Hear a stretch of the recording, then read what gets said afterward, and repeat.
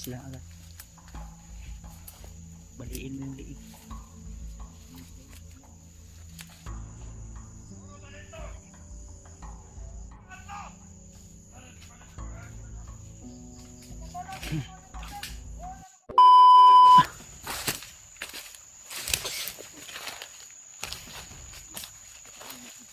Tuloy pa rin tayo tol.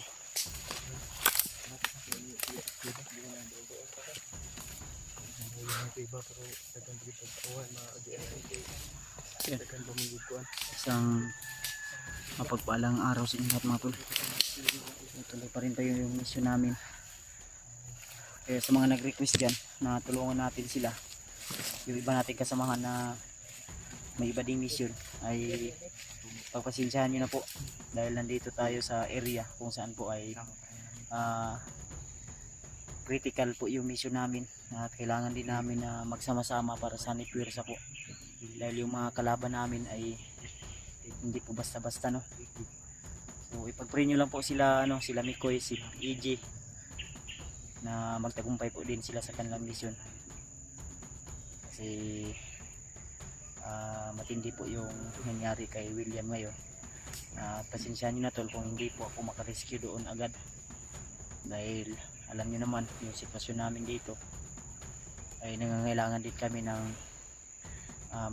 mga magagaling na hunter, pero ang problema ay may mga kanya-kanya mission kaya hindi namin maiwanan yung iba dito kasi napakahirap at critical po talaga yung area namin at nandito tayo sa mga liblib na lugar.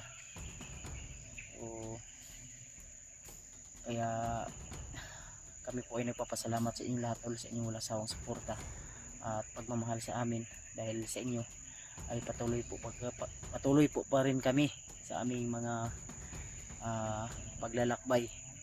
Sa inyo po kami kumukuha ng lakas upang pagpatuloy po yung mga ginagawa namin. At nagpapasalamat tayo dahil si Julio ay yung kanyang lagnat ay naging okay na. So pasalamat ka Hol. Kana yun mo imong kuan nga naayod si Dib ning tabang. Salamat ko bay nga si Imong paminaw, imong arang-arang na imong paminaw. Bawi lang yung kagkuhan yun, tulog yun.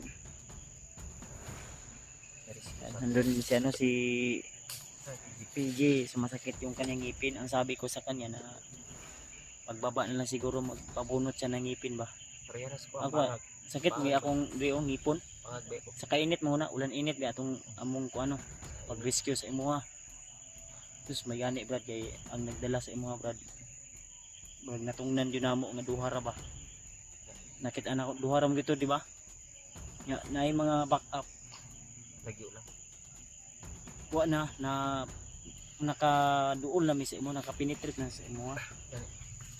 Di man may musugot nga di ka na mo makuha. Isa na mo sa target pod nga mission na mo brad. Siguro kakabalo nga kana si Warlo amo nang bayaw. Nakabayaw na mo na. Tama day no. Kalimot ko. So yung idaran na tanong kay makalimutan na taba. Tapos na sa kalendar eh. 31 na ko. Tapos na sa kalendar yun. Kalimot kay kung usahay ganito. Sa ganito no, kalimot ko nga. Gwapo day ko. Ganito. Minsan malulungkot ako tol. Grabe yung luwa-luwa mga brad. Brad. Ha? Una ko, pundo ba? Kuha na, subaw na siya. Muna siya gitaw subaw. Sipon ba na kuhan nasa utok. Wala man itong pagpasimhot mo sa kuha nga uguan. Kung sa ito nga Kuha dahon nga kuhan. Dahon nga ganagaling si tawag ato nga kuhan. Ngani mo to? Kano ba? Kano mo? Kalimut ko sa pangalan ani. Si Dib, kabalo si Dib sa pangalan ana. ano pa din eh? Murag big sa ugbaho. Ano? To. Kini? True, na. Mo gid eh. Isog lang no? Isog lang to na naipagkaisog. Yan, kasama pa rin natin si Julius. Si PG nandun. Jay, ayaw palabig palayo kayo Jay ha. Ayaw pala Jay. Yos. Ang akong ihatag sa inyo nga mission yun kumahimo kamong tulo likod mo kamo ni Julio si PJ harap at likod yung kailangan natin sa gilid di ta magkuan yun kumpiyansa dahil mas lalong naging alerto sila kasi yung kalaban natin ay hindi lang isa dalawa tatlo maraming commander po yung nasa nagpwersa ngayon tol para puksain o kalabanin po yung kagaya naming mga hunter na hindi man masyadong magaling pero kung yung basihan nyo po ay sama-sama kahit ano may yung mangyari ay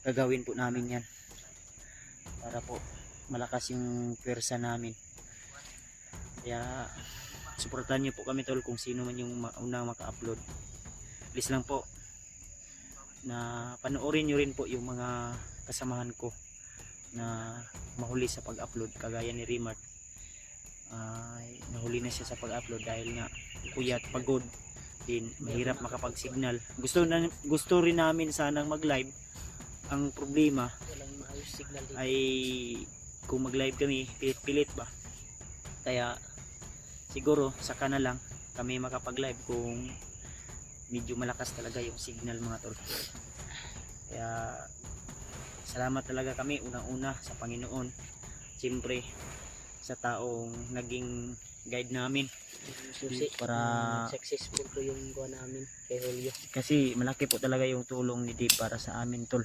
iwan ko lang kung ano sa tingin nyo kung malaki ba yung ambag o tulong ni Dave para sa aming mission kasi nandyan siya kusa po siyang sumasama at pinapaliwanag namin sa kanya na yung pagsama niya sa amin ay parang hinahanap na rin namin yung kanyang pamilya dahil iisa lang po yung layunin namin na maligtas po yung bihag at lalong lalo na ngayon tol na si Bagnot, si Butakal at si Takloy at hindi lang po yan sila marami pang ibang commander na hindi pa natin na ano ba na encuentro kaya may sinabi pa nga si Dave sa akin na may isang commander na sobrang pangit yung mukha na kakaiba yung ugali talaga na isang pagkakamali mo lang ay Bagong manyer daw yun. ano daw sinasaktan at hindi yun si Bagnot iba daw iba kilala niya naman ni Dave si Bagnot at isa rin daw po yun sa mangtas kung sa Bisaya ba Isa din yun sa ano ba nagawak sa kanyang pamilya. isa rin yun sa Dagaw Salbahe.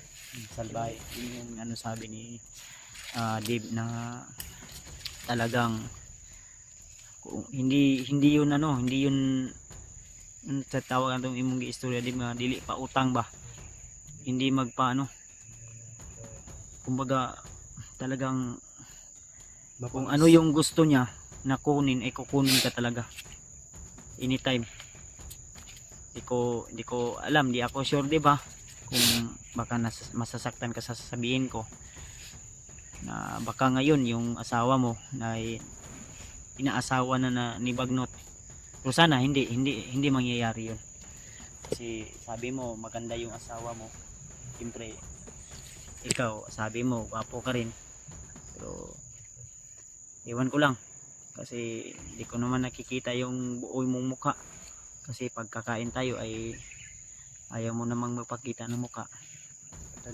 nakatalikod ka lang at minsan ay nag-iisa ka lang tahimik ka ang maipayo ko lang sa'yo na kung may problema ka man huwag kang mahiya sa akin na isabi sa akin dahil naging kasama ka na namin at dito sa aming samahan ay hindi lang kasama kundi yung turingan namin ay para po kami magkakapatid dito at ano po iba-iba man yung mga ugali namin pero yung respeto sa bawat isa ay nandun pa rin ayan patuloy pa rin tayo sa ating mga ginagawang kabutihan. Kaya sana Dib, ipagpatuloy mo po yung ginagawa mong kabutihan at hindi ka nagkakamali sa iyong desisyon na sumama ka sa amin, dahil kung mag-isa ka lang ay panigurado na lalo na nung nakilala ka na nag-traitor ka sa kanila, ay iwan ko lang kung ano na yung ginahantungan mo ngayon. Kaya tara, hininit punta mo success o malampuso niya ang atong pag pangita ka Warlo. Kay si Warlo mao susi nga makababa mi nga di pud mi maulawan sa akong isuon ba. Di kami mapapaya na ililigtas namin na buhay si Warlo. Kaya nung nakita ko nga na sasaktan ako, pero laban pa rin to. Kaya kinausap ko si Rimart kanina na kung maaari tudon niya na yung mga kaalaman niya sa pakipaglaban. Hindi ka? Ubos? Ubos na? Ubos man ka na eh. Ubos man daw.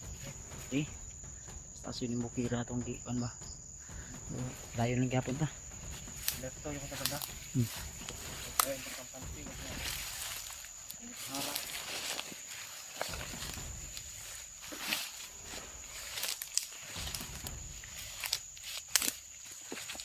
Nagpen sa yun.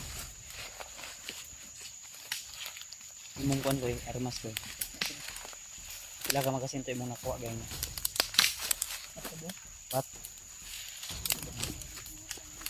Nakaagaw kami ng bala ko lahat. Yung iba na sa akin, yung iba dalawa yung nakaagaw ko rin. Tao.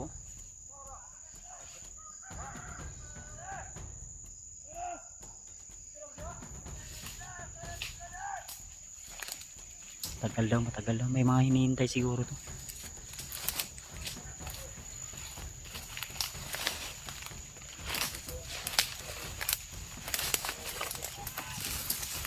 Ay, kubensa ha. Nasa sila? Yos. Kon. Alirto mo ha. May mga harang sa ating dadaanan ngayon.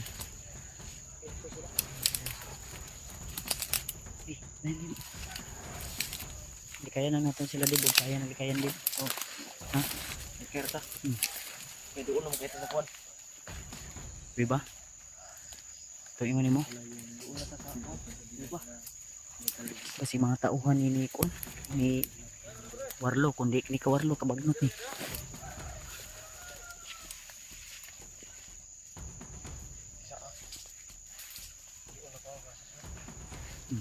Narsona na ba? Sisilipin na muna ni Dipol. Ha? Koy. Nadasonahan koy. Sa baba. Ang baba daw, ang baba. Alat kumpiyansa. Kuhan ka lang. Masid lang tayo.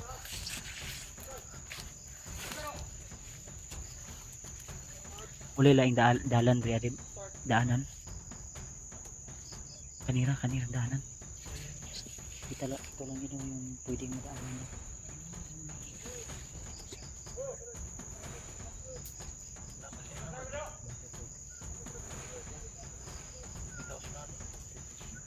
Nagisip sa corner.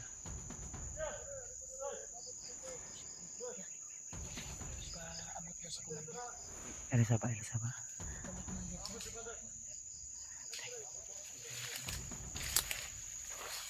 dito. Alam ko sa dila. Ang imo armas ready na si mahawak.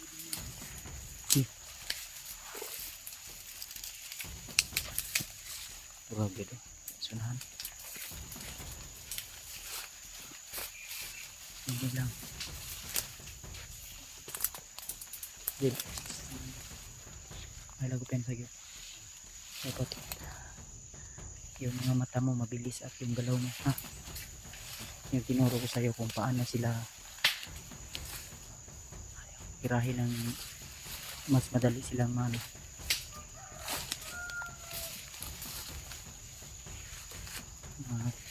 pas lang agad. Baliin mo yung liig. Tawag sa meeting. Nasa babaw ko eh.